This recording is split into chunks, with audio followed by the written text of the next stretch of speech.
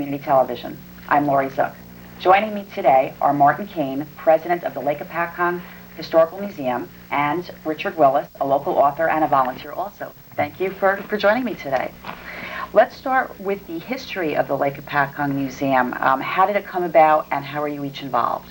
Okay, I'm president of the Lake Hopatcong Museum. I've had that position for some time now.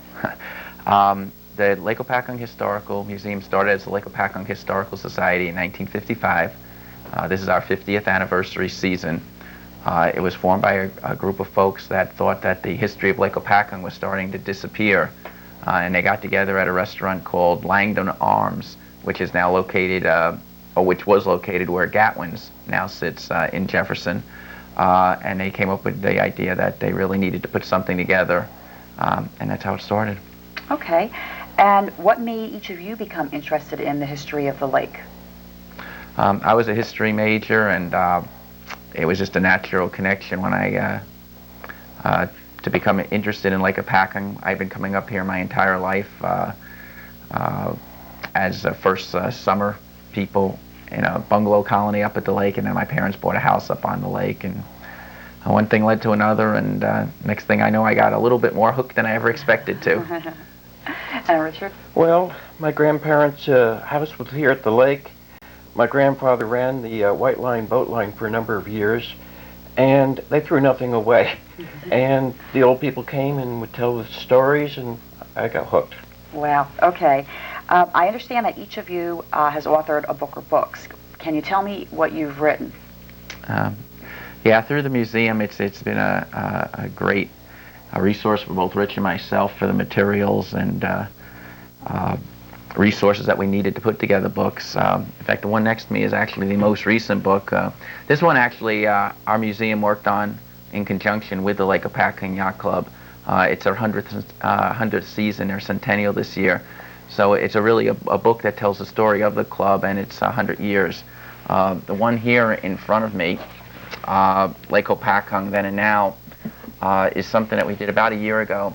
And it's really a book that shows the lake as it is today and takes you back to those same places, how they were, 100 or 80 years ago. And it's really good for people just to see how things have changed and what came before them. And then we also have done, some other books. One on the Borough of Hopatcong that was actually done a number of years ago now in conjunction with their centennial celebration. This is one that we've done that was a lot of fun because it was a book that had been long since out of print, and most people weren't familiar with. It was a directory of the 1898 season at Lake Hopatcong, and it was basically written for people coming up for the day or for the week for vacation, and everything you would expect to find at Lake Hopatcong, how to get around, where to go. So we kind of were able to piece together all the missing pages and put a new introduction on. It's a lot of fun.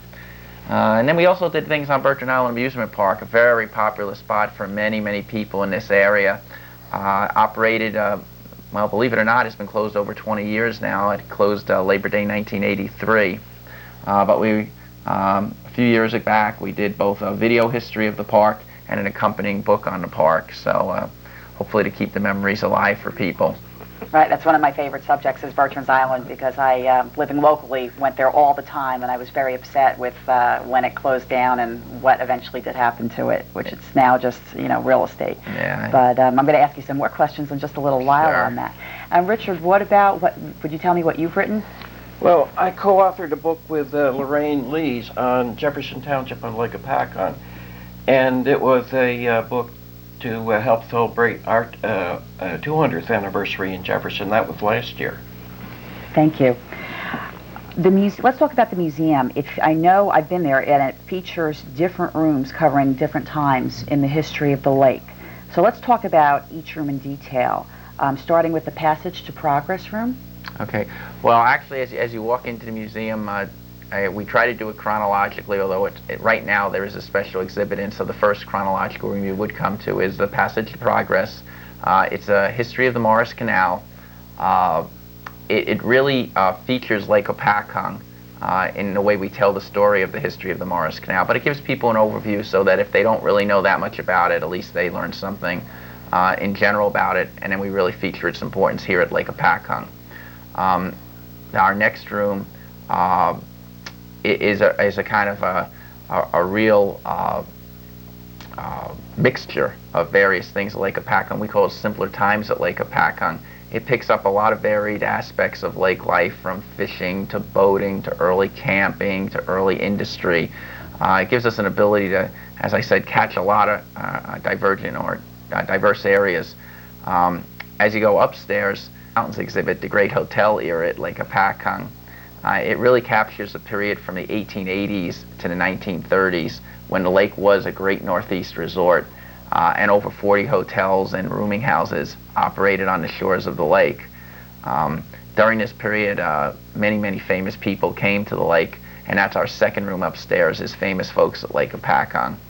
And our final exhibit upstairs is on Bertrams Island Amusement Park, our Greetings from Bertrams Island exhibit. And right now downstairs we do have a special exhibit still running on Joe Cook, who was a famous Broadway musical comedy star and vaudevillian who made his full-time residence at the lake from 1927 to 1941. So this was a big area for celebrities who were coming from the city, yes, I understand, to come out. This was the resort area. How did they get here? Well, it was a real train-driven resort, and in fact that's what made Lake Hopatcong really develop as a resort. That it was served by two main train lines, so that folks came up from New York and all towns from eastern New Jersey, as well as from Philadelphia. The Central Railroad of New Jersey and the Lackawanna Railroad both brought folks here. Some came to Nolan's Point in the Jefferson section of Lake Hopatcong, and others came on the Lackawanna line to Landing. Okay, and I understand there were water taxis that got people around the lake? Well, today we'd probably call them water taxis. Back then they just called them steamboats. But here again there were two separate steamboat lines. Rich had alluded to already the White Line steamer, but you had two lines, the Lake Hopatcong Steamboat Company and the Hopatcong Steamboat Company, which were known locally as the Black Line and the White Line. They competed for a number of years on the lake. This was a period when there really were no roads around the lake. In fact, they didn't complete the first road completely around the lake until the 1930s. So in the earlier years of the lake, the way you got around was by boat. Wow, and there was no major highway, obviously, so you couldn't exactly drive. Right. Out here, so. Exactly. Let's talk about some of the celebrities that came out. Lake Hopatcong had its real share. I mean, starting really early on in the 1880s with the early development of the tourist trade at Lake Hopatcong. The most famous from the early years was an actress who in her day was just known as Miss Lotta. It was Lotta Crabtree. She had a house built for her by a mother in a development that was known as Breslin Park in what we know today as Mount Arlington. Back then it was Roxbury, or just a part of Roxbury. And she was the most famous actress from the 1870s to the 1890s in the United States. A contemporary of Sarah Bernhardt, but actually more popular with the common people. And in fact, when she retired at the age of 42, she was the wealthiest woman in America in 1891. Wow. But then we also, later on, Joe Cook was very big. Not well remembered today, just because he didn't do movies. He only did 2 full-length movies.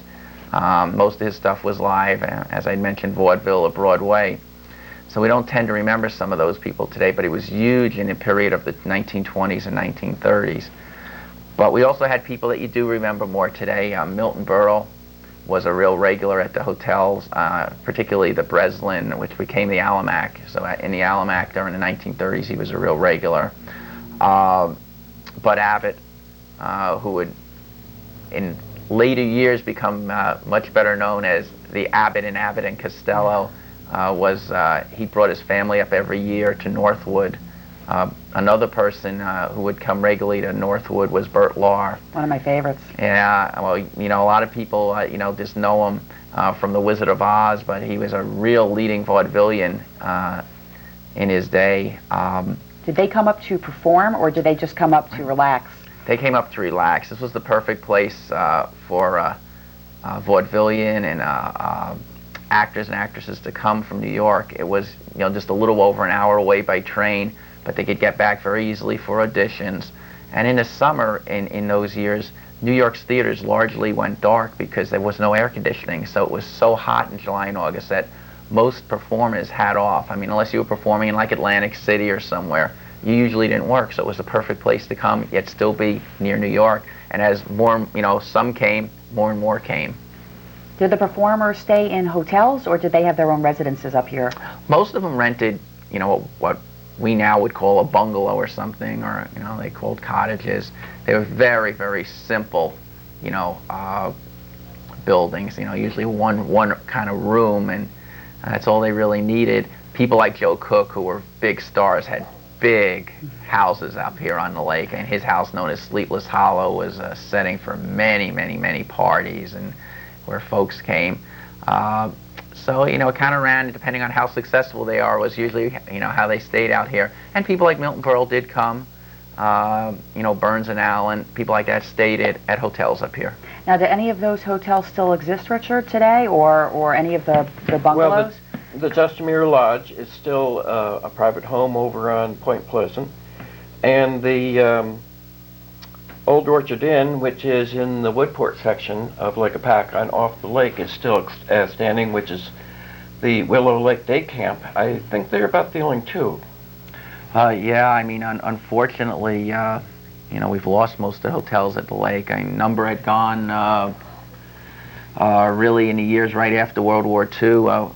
Just recently we lost, one of the last surviving ones over at Nolan's Point. The Sunnyside came down in 2000. Yeah, I mean, pretty much the only ones that survive today are ones that found other uses, and Rich mentioned the Justamere. I guess they had the Greencroft also, which is barely hanging on in River Styx, and that could go in the next year or two if a purpose isn't found for it. The Sussex House was a nice little one over on Point Pleasant, but that was torn down to build that and another house to build a large house. Yeah. Okay. Well, great. Thanks for answering my questions, and stay with us. We'll be back on Jefferson Highlights Community Television in just a moment. You have a beautiful time at Bertrams Island Park. Just 41 minutes to Bertrams Island Park, New Jersey's family amusement park. Always free admission for the entire family. 23 skill games, Kiddieland, 15 major thrill rides, screaming Wildcat coaster, Speedway go-karts, and more. Free admission 7 days weekly. 41 minutes from George Washington Bridge, Hague exit 28 off Interstate 80 to the scenic shores of New Jersey's Lake Hopatcong and Bertrams Island Park.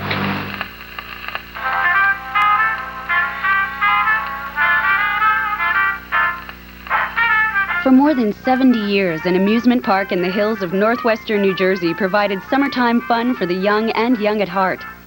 The roar of the roller coaster, the magic of the carousel, the smell of popcorn in the air, and the sense that adventure was only as far away as the next ticket booth. For countless thousands, the place that had all this and more was Bertrams Island Amusement Park. Located on New Jersey's largest lake, the park was a special place during most of the 20th century.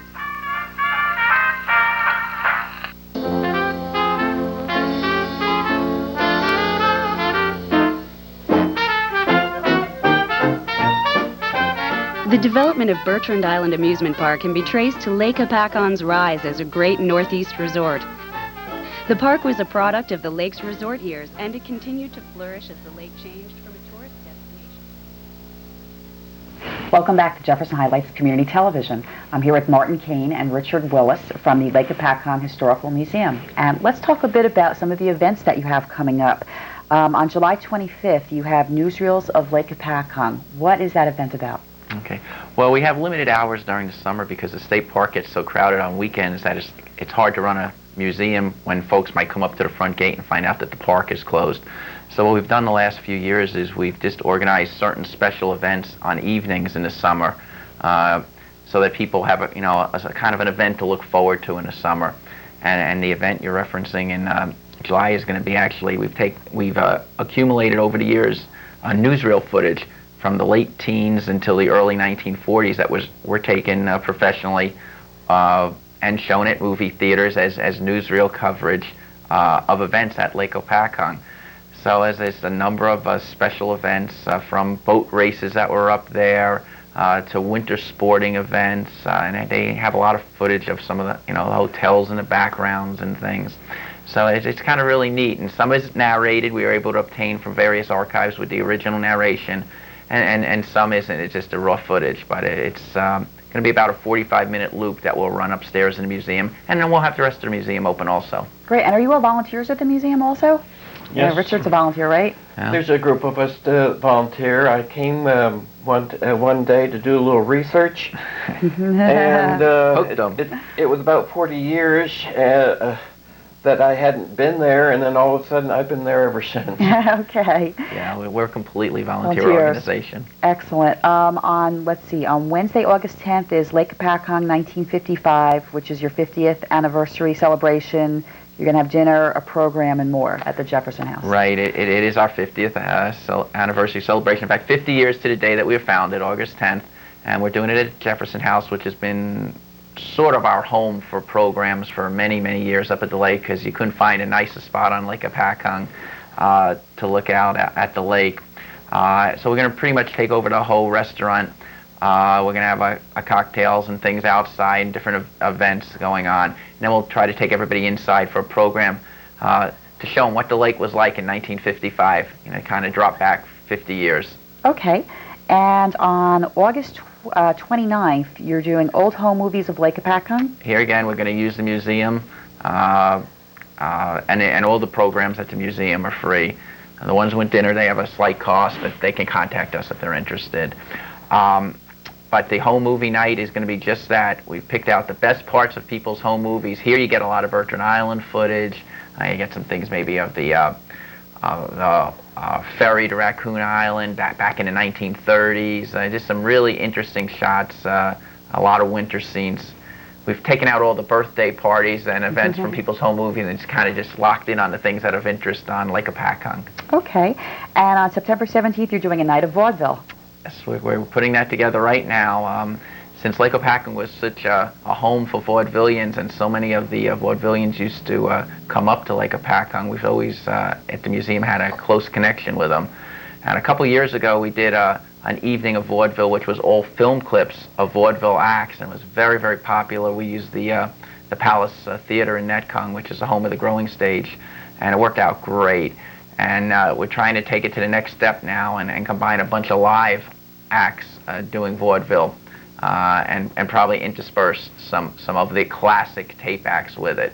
So we're just putting that together right now. Sounds like a fun night. Yeah, we hope so. And then on November 5th, you're doing the Islands of Lake Hopatcong, which is another dinner and program at the Jefferson House. Right, that'll be our last regular program this season. And you know, Lake Hopatcong, most people are more familiar with the two main island, Halsey and Raccoon Island, but we're going to have an evening where we kind of just look at the importance and effects of all the islands on Lake Hopatcong and how they kind of tended to be developed at the lake, and some interesting tidbits and stories about them.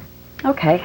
Now, it's interesting. I did not even know myself that there was a Lake Hopatcong museum until about 3 years ago when I happened to see in the local paper an article about a display you were doing on Bertrams Island, which is, as I said, one of my favorite subjects.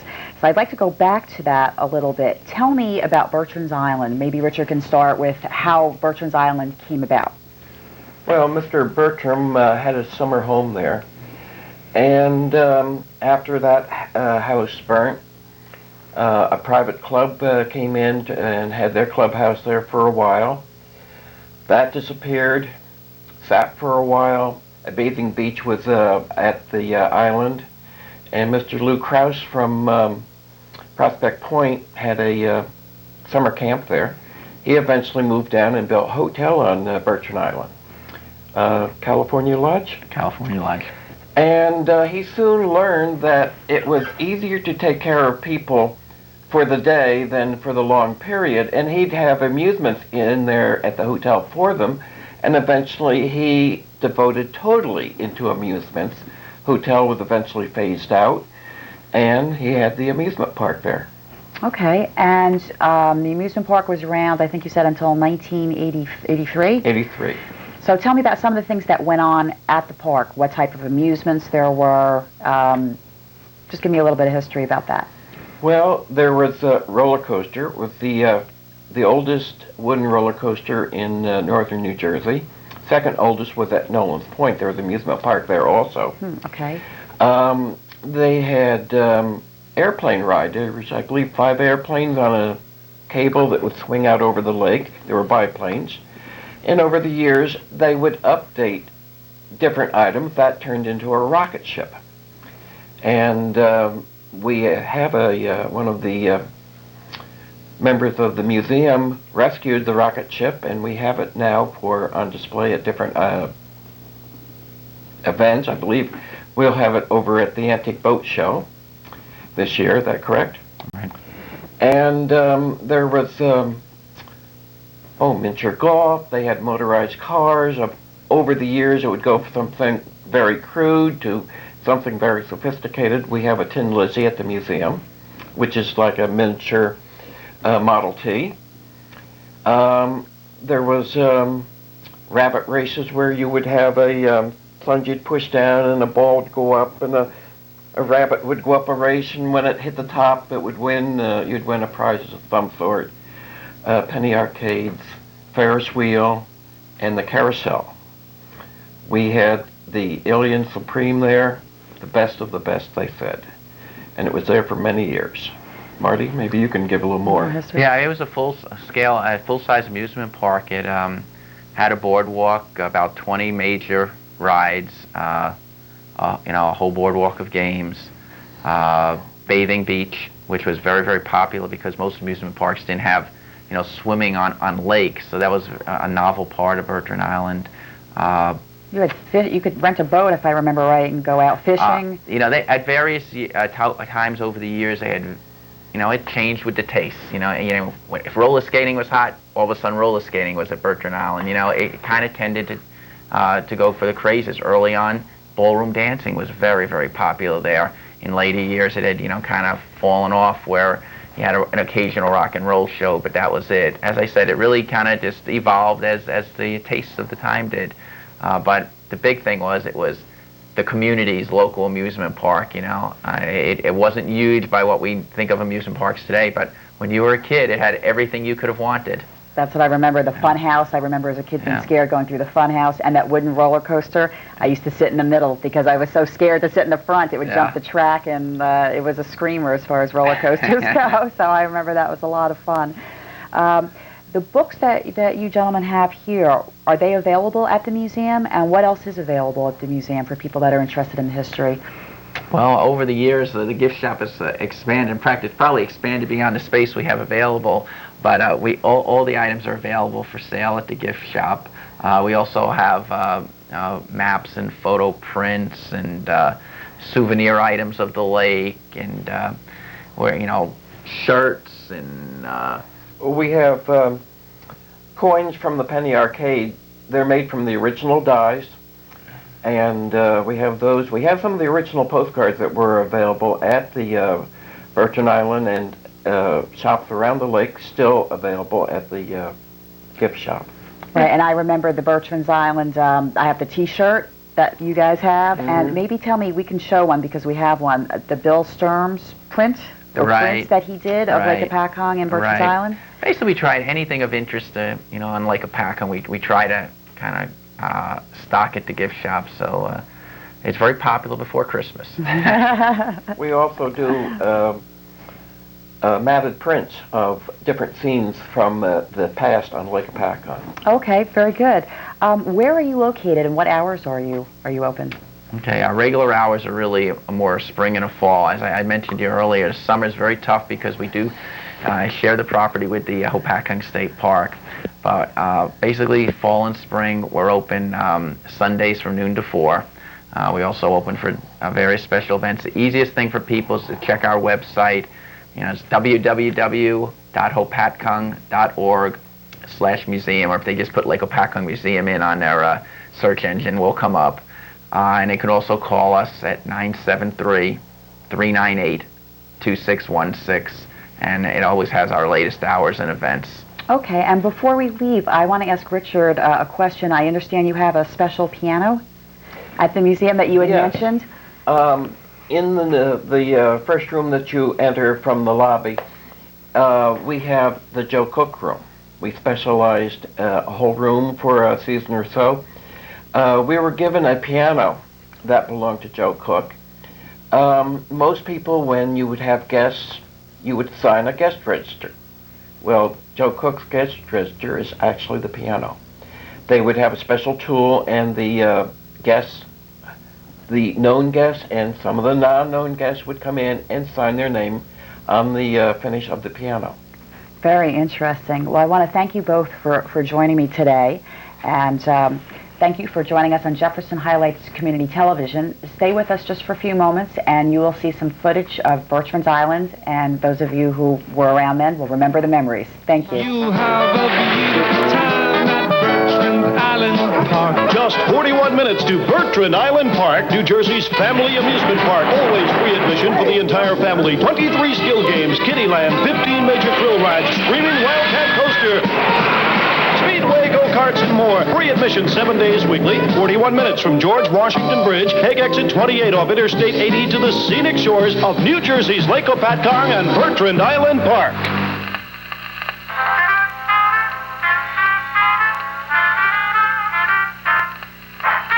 For more than 70 years, an amusement park in the hills of northwestern New Jersey provided summertime fun for the young and young at heart. The roar of the roller coaster, the magic of the carousel, the smell of popcorn in the air, and the sense that adventure was only as far away as the next ticket booth.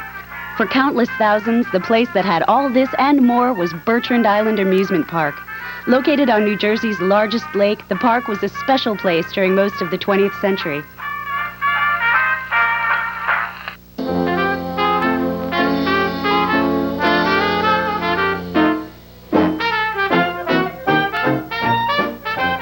The development of Bertrams Island Amusement Park can be traced to Lake Hopatcong's rise as a great Northeast resort.